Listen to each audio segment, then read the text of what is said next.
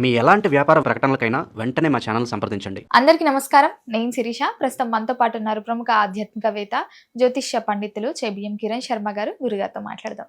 నమస్కారం గురు. నమస్తే మా అఖండ లక్ష్మీ ప్రాప్తిరస్తు. గురుగారు, ఈ జూన్ మాసంలో ద్వాదశ రాశులైన మొదటి రాశి మేష రాశి వారికి ఎలా ఉండబోతుంది అంటారు? ఎలాంటి జాగ్రత్తలు తీసుకోవచ్చు అంటారు? ఆర్థిక పరంగా, ఆరోగ్య పరంగా ఈ గ్రహ గోచారం కూడా ఎలా ఉంటుందంటారు ఈ మాసంలో? ఒకటి, గోచార గ్రహస్థితి అనేది ప్రస్తుతానికి మనకి గురుడు శని ప్రభావాలు ఎక్కువగా ఉండడం, అలాగే కుజుడు బుధుడు యొక్క శుక్రగ్రహాల యొక్క ప్రభావం. అంటే ఈ మాస మధ్యలో మనకి రవి గారు మారిపోతారు, అలాగే కుజుడు గారు మారిపోతారు. సో ఇలా గ్రహాల మార్పు అనేది కొంతవరకు మనకి కొంతమందికి ప్లస్ పాయింట్, కొంతమంది మైనస్ పాయింట్. చాలామంది వచ్చేసి గురుగ్రహం జూన్ 2 తర్వాత మారిపోతుంది, ఇక మీకు ఏదో అదృష్టం వచ్చేస్తుంది అంటే అందరికి ఎందుకు వస్తుంది? ఆ రాశిలో ఉన్నటువంటి ఆ మాసంలో మాస ఫలితాలు 4 గ్రహాల కూడలు చూసుకోవాలిగా. కుజుడు, శుక్రుడు, బుధుడు, ఈ రవిగ్రహాలను చూసుకోవాలిగా. గురుడు సంవత్సర పాటు ఉంటాడు, అందులో ఈసారి అతిచారంలో వెళ్తున్నాడు, అంటే ఎక్స్ట్రీమ్గా వెళ్ళిపోతున్నాడు. మరి ఎక్స్ట్రీమ్ జర్నీ చేస్తూ మనకి ఎలా ఉంటుంది అనే విషయం చూసుకోవాలిగా. సో చాలామంది దాని మీద ఫోకస్ చేస్తున్నారు. ఇప్పుడు కొత్త పుంతలు దొక్కింది అంటే ఇప్పుడు నేను కూడా చెప్తూనే ఉన్నాను, గురుగ్రహ మార్పు వల్ల ఇలాంటి ఫలితాలు వస్తాయి. దానికి మాకు మళ్ళీ కొంతమంది నాకు ఫోన్ చేస్తారు, గురుగారు మీరు గురుగ్రహ ఫలితాలు చెప్పారు కదా, మళ్ళీ మాకు మాస ఫలితాల్లో నష్టం అని చెప్పారండి, గురుడు బాగున్నాడు కదా. అంటే గురుగ్రహ సంచారం వరకు మాత్రమే చూడండి, దృష్టిలో పెట్టుకోండి. అంటే నేనేమంటాను, మీరు వాహనం కొనే అవకాశం ఉంది, కొత్త వాహనం కొంటారు, బ్రహ్మాండంగా ఉంటుంది, మంచి కారు కొంటారు, మంచి మంచి వ్యక్తులతో పరిచయం ఉంటుందని చెప్తాను నేను. మరి కారు కొంటారని చెప్పిన తర్వాత మాస ఫలితాల సరికి డీజిల్ రేటు పెరుగుతాయి, డీజిల్ లైన్లో ఉంది, డీజిల్ దొరకదు, మీకు జాగ్రత్తగా ఉండండి, ప్రధానమంత్రి గారు పొదుపు చేయమన్నారు, పొదుపు చేయమని చెప్తాను నేను. మాస ఫలితాలు ఇది అంటారు కదా, బోడగుండికి తాత గుండికి ముడి పెడితే ఎలా ఉంటుంది మనకి? ఇప్పుడు మోకాలకి బోడగుండి ముడి పెట్టవద్దు కదా. మాస ఫలితాలు వేరు. ఇప్పుడు గోచార ఫలితాల్లో మీరు కారు యోగం ఉంది, ధనయోగం ఉంది, ఐశ్వర్యం అని చెప్పవచ్చు. ఒక ఇల్లు కొంటామని చెప్తాను, సపోజ్ మీ జాతకంలో ఇల్లు కొంటారమ్మా, బ్రహ్మాండంగా ఇల్లా కొంటారని చెప్తాను. మాస ఫలితాలకు వచ్చేసరికి ఏ రవి బుధులు ఎక్కడో 12వ స్థానం నుండి కుజుడు అష్టమంలో ఉండాలి అనుకుందాం. వెంటనే ఏమవుతుంది, అమ్మ మీరు విల్లా కొనే అవకాశం ఉంది కానీ డబుల్ రిజిస్ట్రేషన్ అవుతుంది, జాగ్రత్త అంటాను. అప్పుడు ఏమవుతుంది, మీరు కొనబోయే 4 కోట్ల ఇల్లు డబుల్ రిజిస్ట్రేషన్ అయితే రేపు కోర్టు చుట్టూ ఎవరు తిరగాలి? ఇది మాస ఫలితాల్లో అంటే ఇతర గ్రహాల ప్రభావం. అందుకనే జన్మ జాతకాన్ని తప్పకుండా చూయించుకోవాలి మనం. గోచార ఫలితాలు అనేవి ఎలా ఉంటాయంటే, మేమేం చెప్తాం, నేను చెప్పే అందరికీ కామన్గా అర్థమయ్యేట్టుగా, ఇక్కడి నుంచి మీరు బెజవాడ అంటే భాగ్యనగరం నుంచి బెజవాడ వెళ్ళడం ఖాయం, ఇది మీ జాతకంలో ఉందని చెప్తాను నేను. తర్వాత నేనైతే మాస ఫలితాలకు వచ్చేసరికి, బాబు కారులో వెళ్ళకు, నువ్వు ట్రైన్లో వెళ్ళని చెప్తాను మాస ఫలితాలు. డైలీ ఫలితాలకు వచ్చేసరికి, నువ్వు ఎందుకైనా మంచి ట్రైన్లో కూడా వెళ్ళకు, వర్షాలు ఎక్కువ పెట్టట్టున్నాయి, ఈసారి ఆకస్మిక వర్షాలు ఉన్నాయి, ఫ్లైట్లో వెళ్ళు, లేకపోతే అంటే నువ్వు ఓన్ కార్లో వెళ్ళు, బట్ నాగార్జున సాగర్ మించి వెళ్ళు, ఇటు కోదాడ మించి వెళ్ళకు నువ్వు అని చెప్తాను. అంటే మీ ప్రశ్న ఏంటి కిరణ్ శర్మ మాకు తిక్కరా, జర్నీ బాగుందన్నాడు మళ్ళీ ఇప్పుడేమో మారుతాడంటే, ఈ గ్రహచారంలో రోజువారి ఫలితాల్లో ఎక్కడో దగ్గర మీకు ప్రయాణ ఆటంకం ఏర్పడుతుంది. ఆ మాస ఫలితాలు ఇతరుల వల్ల మీకు ఇబ్బంది కలిగే అవకాశం ఉంటుంది, మీ కారు ఎక్కడన్నా స్ట్రక్ అయిపోవచ్చు అన్నటువంటి భావన ఎక్కువగా కనపడుతుంది. మీరు ఏ కర్మ చేస్తున్నారు, ఏ పని చేస్తున్నారు, ఏ చదువు చదివారు, ఆ చదువుకి ప్రతిఫలం ఏంటి, ఇతరులు ఎవరు సహకరించారు, మంచి పెళ్ళం వచ్చిందా, చెడ్డ పెళ్ళం వచ్చిందా, లేదా మంచి మొగుడు వచ్చాడా, చెడ్డ మొగుడు వచ్చాడా, అసలు కుటుంబ పరిస్థితి ఏంటి, ఇవన్నీ జాతకంలో సమ్మిళితమైతే ఉంటాయి. దానికి గోచారం అనేకమైనటువంటి గ్రహాల యొక్క సముదాయం. మీరు వెళ్తున్న జర్నీలో దశాంత దశలు, గోచార ఫలితాలు, అష్టమ గురుడు, వ్యయ గురుడు, ఏకాదశ శని, ఏకాదశంలో గురుడు, ఏళ్ళనాడు శని, ఇవన్నీ చెప్తూ ఉంటాం. ఇవన్నీ మనం కంపేర్ చేసుకోవాల్సిన అవసరం ఉంటుంది. కాబట్టి షుడ్ బి కేర్ఫుల్. మాస ఫలితాలకి ఇతర మెయిన్ ప్లానెట్స్ శని గ్రహానికి, గురు గ్రహానికి, రాహుకేతుల్ని కంపేర్ చేసుకోకండి. మాస ఫలితాల్లో ఈ గ్రహాలని చూడనంతవరకే, దానికి ఇంపార్టెన్స్ ఇవ్వకండి అని చెప్తాను. ఇదే మనం డివైడ్ చేసుకుని, అంటే మీ జర్నీ ఉంది, మీరు ఎలా వెళ్తారనే డిపెండెన్స్ ఆన్ ద గోచార ఫలితం. జర్నీ అనేది జన్మజాతక ఫలితం. మీరు ఆర్థికంగా ఎదగడానికి అవకాశాలు ఉన్నాయి, మీరు 100 కోట్లు సంపాదించే అవకాశం ఉంది, ఇది జన్మజాతకంలో ఉంది మీకు కన్ఫర్మ్గా.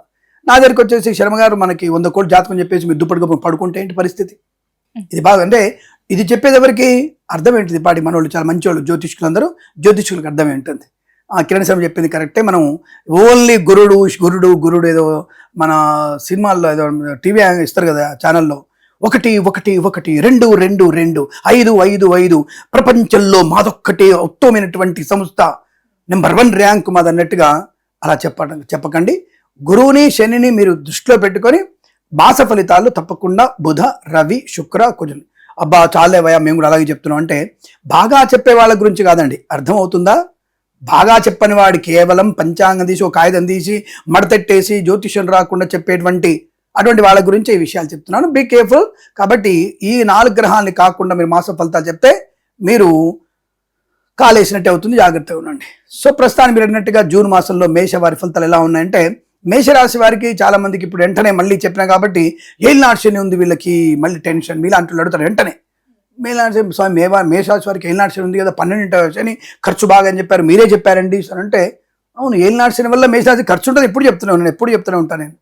మరి మాస ఫలితాలకు వచ్చేసరికి వీరికి గురుడు బుధుడు శుక్రుడు యోగకారకులయ్యారు కాబట్టి తప్పకుండా 4 వారాలు వీరికి ధనయోగము, ఐశ్వర్యము, ఆనందము, విద్యాలాభం, ఉద్యోగ లాభం.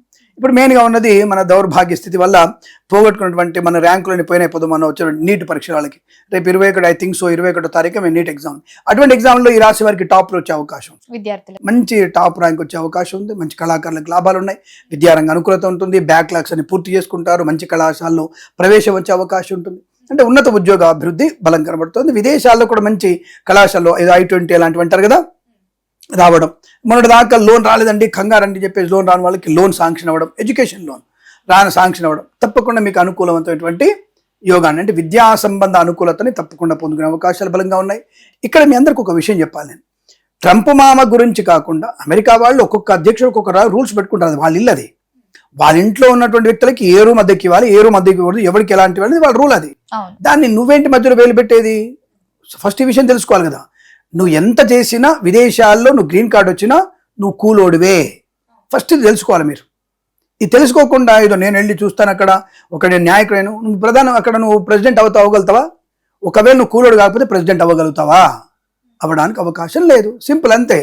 ఏదో అక్కడ మీరు సెనెట్లో నువ్వు ఒక అధ్యక్షుడు అవుతావు, సెనెట్లో నువ్వు సర్పంచ్ లాగానో లేదా కౌన్సిల్ లాగానో నిలబడతావు, నో ప్రాబ్లం, మండలి చైర్మన్ అవుతావు, అంతకుమించి ఏం కాలేవుగా.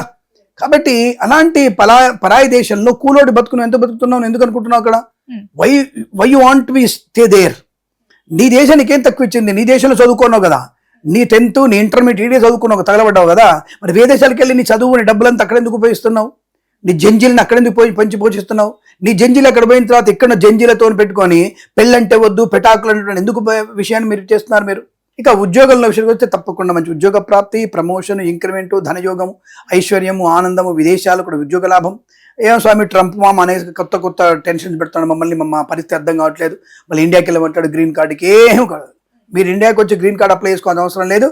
ఒక 3 మాసాలు సైలెంట్గా ఉండే ప్రయత్నం చేయండి.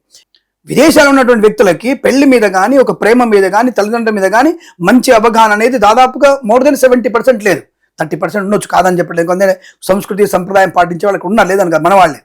బట్ అక్కడితో సమ్మిళితమైన వాళ్ళకి ఎట్టి పరిస్థితుల్లో మంచి లేదు. అని నువ్వు ఎందుకు అక్కడ పెంచుతున్నావు? కేవలం డాలర్ లెక్క పెట్టుకోవడానిక? దానికి బతుకెందుకు? నేనంటే కోపాలు వస్తాయి అందరికి కూడా. అరే భారతదేశం నా దేశము, నువ్వు వెళ్ళు చదివించు, నా పిల్లలు కూడా చదివిస్తున్నాను అక్కడ, నేను చదివించు, జ్ఞానం తెచ్చుకోండి. అమెరికాలోనే జ్ఞానం ఉండదు, అలా లండన్లో జ్ఞానం ఉండదు. ఇతర దేశాలందరితో ఉన్నటువంటి ఒక మంచి ప్రయోజనవంతమైనటువంటి జ్ఞానాన్ని వృద్ధి చేసుకొని నీ దేశానికి వచ్చేసి నీ దేశాన్ని అభివృద్ధి చేయాలి, నీ దేశ ఉత్పత్తి కూడా డెవలప్ చేయాలి. తప్ప నువ్వు అడ్డమైనోడు అక్కడ వెళ్ళి అక్కడ డాలర్ ఖర్చు పెట్టి అక్కడ పిజ్జాలు బర్గర్లు తిని దానికి వణుకు లాభం నీ వల్ల. అంటే ఇండియా సుమంతో పక్కదారి పట్టిపోయిందిగా, మరి మీ వల్ల ఉపయోగం ఏంట్రా? అది అంటారు కదా, మీ వల్ల ఉపయోగం ఏంట్రా దేశానికి అని. కాబట్టి ఈ విషయాలు తెలుసుకొని జ్ఞానాన్ని సంపాదించుకొని ఒక మంచి వ్యక్తిత్వాన్ని తెలుసుకొని ఆ యొక్క నీతిని కానీ అతను ఉన్నటువంటి పనికొచ్చేటువంటి ధర్మం ఏదైనా ఉంటే మన దేశాన్ని తీసుకొచ్చి ఉపయోగపడే ప్రయత్నం చేస్తే మంచిది. అలాంటి ప్రయోజనం మీ రాశి వారికి అనుకూలంగా ఉంటుంది. అంటే మంచి కళాశాల లాభం దొరకడం, స్వదేశానికి వచ్చి ఇక్కడే మనం బాగా ఉండాలనుకోవడం కూడా బాగా ఉంటుంది. వీసా సంబంధ సౌలభ్యం కూడా, అంటే మన వీసా దగ్గర నుంచి పక్కదారి వెళ్ళిపోయాం, మనం వీసా నుంచి పక్కకి వెళ్ళిపోయాం కాబట్టి మళ్ళీ వీసా దగ్గరికి వచ్చాను నేను. వీసా మీకు లభించే అవకాశాలు తప్పకుండా మీకు అనుకూలంగా ధనయోగం. ఇక ముఖ్యంగా నేను రైతు పక్షపాతిని, సో కాబట్టి రైతులకి అద్భుతమైనటువంటి యోగం. మేషరాశి వారికి మంచి పంట లాభం ఉంది. పూలు, పళ్ళు, కూరగాయలు, మినపగుళ్ళు, చింతపండు, బెల్లం, మిర్చి, పత్తి పరిశ్రమ, సూపర్ మార్కెట్, కిరాణా వ్యాపారంలో మంచి లాభాలు ఉన్నాయి. సువర్ణాభరణాలు పొందుకోవచ్చు, వ్యాపార పరంగా లాభాలు ఉన్నాయి. ఫార్మా, సిమెంటు, ఐరన్, ఇటుకల వ్యాపారం అనుకూలంగా ఉంది. కళాకారులకు క్రీడగా లాభాలు ఉన్నాయి. సినిమా రంగంలో అభివృద్ధి ఉంది. దర్శక నిర్మాతలకి మంచి లాభాలు ఉన్నాయి. బుల్లితెర నట్లకు కూడా గొప్ప అవకాశాలు వచ్చే అవకాశం ఉంది. ఈవెంట్ చేసేవారు గొప్ప ఈవెంట్స్ వచ్చే అవకాశం ఉంది. మత్స్యకారులకి మత్స్య సంపద, రొయ్యలు, చేపలు చెల్లె వారికి అనుకూలవంతమైనటువంటి సంపద బాగా ఉంది. ధైర్యవంతమైన నిర్ణయాలు తీసుకుంటారు. కుటుంబ పరంగా అభివృద్ధి బాగా ఉంటుంది. ఇక్కడ మరొక ముఖ్య విషయం ఏంటంటే స్త్రీమూర్తులు ఎవరైతే సంతానం కోసం ఎదురు చూస్తున్నారో వారందరికీ కూడా సహజ సంతాన యోగమే ఈ సంవత్సరంలో ఈ నెలలో కనపడుతోంది. ఎందుకంటే శుక్రుడు అత్యంత యోగకారకుడు కాబట్టి మేషరాశి వారికి తప్పనిసరిగా మీకు అనుకూలవంతమైనటువంటి శుభ సంతాన యోగం కనబడుతుంది. సహజమైంది, కృత్రిమ సంతాన ప్రయత్నం అక్కర్లేదు. అంటే IVF లాంటివి అక్కర్లేదు. ఎందుకైనా మంచి జాగ్రత్త. అంటే వాళ్ళు మీకు అంటే అందరినీ అనటం లేదు, నేను చెప్తున్నా అందరినీ అనటం లేదు. కొంతమంది విషయంలో మీ యొక్క అండాలను తీసుకెళ్ళి మీ భర్తతో వీర్య సంకరణ చేసి వాళ్ళు చేసేది ఫస్ట్ టైం ఏమీ లేదు, ఉండదు. ఫస్ట్ టైం వాళ్ళు చేయరు, ఎవరిదో ఒకటి స్పెమ్ అవుతుందో ఒక డెవలప్ అయింది, ఒక ఎగ్ ఫార్మింగ్ అవుతుందని చూపిస్తుంది తప్ప అది మీది కాదు అన్న విషయం 100% గుర్తుపెట్టుకోండి. అంటే 70 మంచి వాళ్ళు ఉండొచ్చు, కానీ చెడ్డవాళ్ళు చేసేటువంటి పని 30% మంచి వాళ్ళే, 70% చెడ్డవాళ్ళే ఉన్నారు. వాళ్ళు చేసేది అక్కడ మీకు ఫార్మింగ్ అయ్యేది మాత్రం, మీ యొక్క ఫెర్టిలైజేషన్ అనేది మాత్రం లేదు, జీరో. దానికి 7.5 లక్షలు 9 లక్షలు మీరు ఖర్చు పెట్టుకోవాలి. ఫస్ట్ టైం 100% ఫెయిల్ మీకు, first time 100% fail. Because of ఆ యొక్క వీర్యం స్పెమ్ కానీ ఆ అండం కానీ ఆవిడది కాదు, ఆయనది కాదు, రెండు వేస్ట్ అవి. అది ఏ కుక్కదో ఏ పందిదో అయి ఉంటుంది అవి. కాబట్టి అంటే తప్పుగా అనుకోతున్నాను నేను, ఎందుకంటే సూటిగా మాట్లాడితే నిష్ఠూరంగా ఇలాంటి నిజం చెప్తే నిష్ఠూరం లాగా ఉంటుందని ఆ ఎఫెక్ట్ ఎక్కువ ఉంటుంది. కాబట్టి అటువంటి సహజమైన ప్రకృతి సిద్ధమైనటువంటి సంతానం ప్రయత్నం చేయండి తప్ప ఈ కృత్రిమ సంతానం ప్రయత్నం చేయకండి, అది మీకు మంచిది కాదన్న విషయాన్ని గమనించుకోండి. ఇక కళాకారుల క్రీడగా అభివృద్ధి ఉంటుంది, రాజకీయ రంగంలో కలిసి వచ్చే అవకాశాలు ఉన్నాయి. ఇంకా మనలో చాలా మంది కలిసి వచ్చేది అందరిగా ఎగబడి చూసేటువంటిది ఒకటి ఉంది, ఈజీ వ్యాపారం. But they people are thinking is very easy అనుకుంటున్నారు. దాని పేరే షేర్ మార్కెట్. ఈ షేర్ మార్కెట్లో ఈ రాశి వారికి అనుకూలంగానే ఉంది, కానీ షేర్ మార్కెట్నే వ్యాపారంగా చేసుకునే ప్రయత్నం చేస్తే నష్టాన్ని పొందుకుంటారు. డే ట్రేడింగ్ అనేది అది జూదం లాంటిది. డే ట్రేడింగ్ జూదం లాంటిది. పొద్దున 1 లక్ష రూపాయలు పెడితే మధ్యాహ్నం 3 లక్షలు వస్తాయి, సాయంత్రం జీరో రావచ్చు. రేపు 10 లక్షలు కట్టి పెట్టు రావచ్చు, ఏంటి జీరోనే రావచ్చు, కాదు జీరోనే వస్తుంది. మరి ఎవరికి సార్ అందరికి బాగా వస్తుందంటే, ఎవరైతే 100 కోట్లు ఉన్నవాడు దాంట్లో నుంచి 10 కోట్లు ఖర్చు పెట్టి 10 కోట్లు షేర్ మార్కెట్ పెట్టుబడి పెడితే లాభం వస్తుంది. 90 కోట్లకి యాడ్ అవుతుంది. అది నువ్వు 1 లక్ష రూపాయలు తీసుకెళ్ళి ఖర్చు పెట్టి ఇంట్లో ఉన్న బంగారం తాకట్టు పెట్టి నువ్వు అక్కడ పెడితే మాత్రం నీకు వచ్చేది జీరో. మరి దానికి ఏంటి మార్గం? మ్యూచువల్ ఫండ్స్ ఉన్నాయి, పోస్ట్ ఆఫీసులు ఉన్నాయి, రికరింగ్ డిపాజిట్ ఉన్నాయి, వాటిలో పెట్టుబడి పెట్టుకోండి. అంటే అత్యాశ, నాకు పొద్దున అయితే సాయంత్రకాలం వచ్చేయాలి, నేను కుబేరుని అయిపోవాలి, I want be Elon Musk అయిపోవాలి, నేను నా సత్యనాథులు అయిపోవాలి, నాకు 400 కోట్లు రావాలి సంవత్సరానికి. ఎలా వస్తాయి? నువ్వు ఏం చేసావన్నీ వస్తాయి నీకు. కాబట్టి మన స్థాయిని మనకు తగ్గట్టుగా మన బుద్ధికి, మన చైతన్య స్థితికి, మన చదువుకి సంబంధించేటువంటి ప్రయత్నం చేస్తే లాభం. దీర్ఘకాలికమైన పెట్టుబడి పెట్టండి, లాభాలు వచ్చే అవకాశం ఉంటుంది. షార్ట్ టర్మ్ పాలసీ అనేది మీకు నష్టానికి, డే ట్రేడింగ్ మీకు ప్రమాదమే. ఈరికి బాగుంది ఈ మాసంలో, కానీ ప్రమాదం ఉంది కాబట్టి జాగ్రత్తగా ఉండే ప్రయత్నాన్ని చేయండి. ఆరోగ్య విషయంలో అనుకూలంగా ఉంది, ధన విషయం ఉంది, కుటుంబ సౌఖ్యం ఉంది, ఆస్తి పంపకాల లాభాలు ఉన్నాయి. తప్పకుండా వేద పండితులు, పురోహితులు, బ్రాహ్మణత్వములు, కులవృత్తుల వారికి, జ్యోతిష పండితులకి, ఎల్ఐసి, మెడికల్, గృహ నిర్మాణ జట్లకి, వైద్యులకి, వైద్య బృందాల వారికి, న్యాయవాదులకి కలిసి వచ్చే అవకాశాలు చాలా బలంగా ఉంటాయి. ఇంటీరియర్ వ్యాపారంలో కూడా అనుకూలంగా ఉండే అవకాశం, నూతన గృహము కానీ నూతన వస్తువు కానీ కొనుగోలు చేసే అవకాశం కూడా ఈ రాశి వారికి బలంగా ఉందని చెప్పవచ్చు మనం. మరి గురుగారు, ఈ మాసంలో వీరు ఏ దైవ నామస్మరణ చేస్తే బాగుంటుందంటారు? ఏ దైవనామస్మరణ ఎందుకు? నిష్ఠ దైవనామం, అన్ని దైవాలను ప్రార్థన చేయొచ్చు కదా, ఒక్క దైవం అని అదే అంట నేను. ఇక్కడ మీకు ఒక విషయం చెప్పాలి, కొంతమంది ప్రవచనకర్తలు వచ్చేసి కొద్ది వెటకారంగా మాట్లాడుతుంటారు. సో బుద్ధి ఉండి మాట్లాడతారా, బుద్ధి లేక మాట్లాడతలేదు. ఏమంటండి, జ్యోతిష్యంలో నవగ్రహాలు ఉంటాయా? నవగ్రహాలు ఎక్కడ ఉంటాయి? తొక్కి పెట్టేస్తాడు. మనం భగవంతుని ప్రార్థన చేస్తే ఆయన కింద ఉండేవి నవగ్రహాలు కదా అనేటువంటి మాట వింటూ ఉంటాం. నవగ్రహాలు ఏం చేయవు, అంత ట్రాష్ ఏముండదు. సాక్షాత్గా శ్రీమన్నారాయణని, శివుని పూజిస్తే ఇవన్నీ వాళ్ళ చేతి అడ్మినిస్ట్రేషన్ ఉంటాయి కదా, ఆయన కింద దాన్ని వాటి కింద పట్టించుకోవాలి. రైట్. అదే ప్రవచనకర్తకి ఆయన ఫాలో అయ్యే వ్యక్తులకి నేను సూట్ చెప్తాను. అంటే కొన్ని విషయాలు నేను విభేదిస్తాను. నేను విభేదించకుండా అసలు నేను, మా వాళ్ళు కూడా చెప్తారు, మా తమ్ముళ్ళు చెప్తుంటారు, ఎందుకు అనవసరంగా విభేదిస్తా వాళ్ళతో, కంటెందుకు నీకు, రాజకీయాలకు దాని గురించి నీకు ఎందుకు అంటారు. బట్ ఒక సొసైటీలో ఒక స్థానంలో ఉన్న నేను, మీలాంటి వాళ్ళు వచ్చి ఎందుకు అడుగుతున్నారు? నేను సరైన సమాధానం చెప్తాను కాబట్టి అడుగుతాను, మీరు లేదా ఎందుకు అడుగుతాను నన్ను? కాబట్టి ఇప్పుడు ఆ ప్రవచనకర్తలు ఏం చెప్తానంటే, గ్రహాలు లేవు, ఏం లేవు, అంత ట్రాష్ చెప్తారు. నేను మళ్ళీ అడుగుతాను, సపోజ్ సరే దేవుడు దయలేదు, ఎవరికొకళ్ళకి మన వాళ్ళకి జ్వరం వచ్చింది, జ్వరం వచ్చి ఎక్కడికి వెళ్తారు? ఆపరేషన్ థియేటర్కి వెళ్తారా, లేదంటే అక్కడ ఉన్నటువంటి క్లినిక్కి వెళ్తారా? ఆపరేషన్ వెళ్ళకూడదు. ఆపరేషన్ థియేటర్కి వెళ్తే పెద్ద డాక్టర్ కదా ఆయన, ఆపరేషన్ చేసేది మీకు జ్వరం రాకుండా చేస్తాడు కదా, అది అవసరం లేదు కదా. అయ్యా అదెందుకు, అది పెద్ద డాక్టర్ ఆయన, ఈజ్ అ సుపీరియర్ ఇన్ఛార్జ్, మొత్తం హై లెవెల్ ఆయన డాక్టర్ ఆయన, ఆయన ఫీజే 3 లక్షలు, ఆయన వేడుకుంటే సరిపోద్ది కదా, జ్వరం రాకుండా చేస్తాడు కదా. ఆయన ఏమంటాడు తెలుసా, మెంటలా నీకేమైనా, నా దగ్గరికి వచ్చా, నేను సర్జన్, సీనియర్ సర్జన్ నేను, వెళ్ళి అక్కడికి వెళ్ళి అక్కడ తీసుకోపో, అక్కడ ఇస్తాడు, నేను పంపించండి, అక్కడ డాక్టర్ దగ్గర పంపించండి అంటాడా అనడా? ఎక్కడికి వెళ్ళాలి వాడు? మళ్ళీ మామూలు దగ్గరికి వచ్చేసి, మామూలు డాక్టర్ దగ్గరికి వచ్చేసి, మామూలు ఎంబీబీ చదివిన దగ్గరకో, జ్వరం కోసం చదివినటువంటి ఆయన దగ్గరికి మామూలు డాక్టర్ దగ్గరికి రావాలి, అంతే కదా. కొంచెం ఆయన మాత్ర ఇస్తాడు, పెన్సిల్ ఇంజెక్షన్ ఇస్తాడు, ఒక పారాసిటమాల్ ఇస్తాడు, లేదంటే ఒంటరిగా డోలో ఇచ్చేసి పంపించేస్తాడు. అది ఆ రోజు వేసుకొని తగ్గిపోద్ది అంటే తగ్గిపోతుంది. దానికి సీనియర్ డాక్టర్ దగ్గరికి వెళ్తే ఎందుకు ఆయన ఇవ్వలేదు? భగవంతుడు అనేవాడు కూడా నవగ్రహాలు ఎందుకు పెట్టాడు? నీకు వచ్చేటువంటి చిన్న సమస్యల్ని ఆ దేవుడు క్లియర్ చేస్తారు. ఫస్ట్ వాడు క్లియర్ చేసుకోవాలి దగ్గరికి వెళ్ళి. ఒక ముఖ్యమంత్రికి క్యాబినెట్ ఎందుకు, ఆ క్యాబినెట్కి సబ్ క్యాబినెట్ ఎందుకు, ఆ క్యాబినెట్కి సిఎస్ ఎందుకు, ఆ సిఎస్లకి స్టెనోలు ఎందుకు, స్టెనోలకి మేనేజర్లు ఎందుకు, మేనేజర్లకి ఇంకోటికి బంట్రోత్ ఎందుకు? అంటే ఆ పని ఆ ప్రాంతంలో ఆ పని అవ్వడానికి ఒక వ్యక్తి ఉంటాడు, ఆ వ్యక్తిని సంప్రదించాలి మనం. నవగ్రహాలు కూడా అంతే. మనకి ఏ లోపం వచ్చింది, అప్పుడు ఆ లోపానికి మనం ఏ గ్రహ శాంతి చేసుకోవాలి అనేది జ్యోతిష్కుని కలుసుకొని ఆ జాతక వివరణలో ఆ గ్రహ శాంతి తీసుకుంటే అనుకూలంగా ఉంటుంది.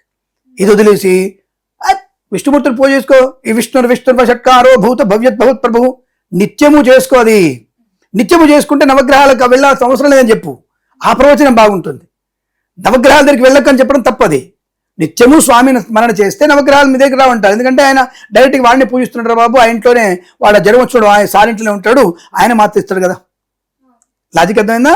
ఇప్పుడు జ్వరం వచ్చినోడు ఆ సారింట్లోనే పని చేస్తాడు రా, సారి ఒక మాత్రం ఇస్తాడుగా, మనం ఎందుకు? కాబట్టి అలా మనకి నిత్యము భగవన్ నామస్మరణ చేసుకొని చెప్పడం తప్పేం లేదు. కాబట్టి మీరు ఏ నామస్మరణ చేసుకున్నా మంచిదే. తప్పకుండా విష్ణు స్మరణ చేసుకోండి, అమ్మవారి స్మరణ చేసుకోండి, బాగుంటుంది. అంటే మీరు ప్రత్యేకంగా ఈ యొక్క మేషరాశి వారికి ఏదో అవసరం అంటే మిగతా దేవతలు నా మీద కోపడరా, వాళ్ళు నా మీద కోపడి నన్ను తిడితే వాళ్ళు ఏరా నన్ను మేషరాశి వాళ్ళని నన్ను స్మరించొద్దన్నావు, నువ్వు మూర్ఖుడు అచ్చండాలుడా, నువ్వు మసి పట్టుకుపోతావు నన్నంటే వాళ్ళు. కాబట్టి నీ ఇష్టదైవరాధన, నీ దైవనామస్మరణ, కులదైవాన్ని పెంచండి. దానికంటే ముందు అన్ని రాసుల వారు కూడా నీ తల్లిదండ్రులు పూజించు. ఫస్ట్ దైవం కంటే ముందు వాళ్ళు కనబడతారు కదా. నీకు జన్మనిచ్చిన తల్లి ఉంది, జన్మ తండ్రి ఉన్నాడు, వాళ్ళు పూజించు ఫస్ట్. ఆ తర్వాత మిగతా వాళ్ళని పూజిద్దు. కానీ నీ తల్లిదండ్రులను పూజించి, నీ కులదైవాన్ని పూజించి, ఇష్టదైవ నామస్మరణ చేసుకోవడం వల్ల మంచి ప్రయోజనం పొందుకుంటారు. సో మీరు అడిగారు కాబట్టి సుబ్రహ్మణ్య స్వామిని ఆరాధన చేసుకుంటే ఇంకా మంచిది, కష్టాలు గట్టెక్కుతాయని చెప్పవచ్చు. శుభమస్తు. గురుగారు, మొత్తం మీద జూన్ మాసంలో మేషరాశి వారికి ఎలా ఉంది, ఎలాంటి జాగ్రత్తలు తీసుకోవాలో తెలియజేసినందుకు ధన్యవాదాలు. శుభం. నమస్కారం.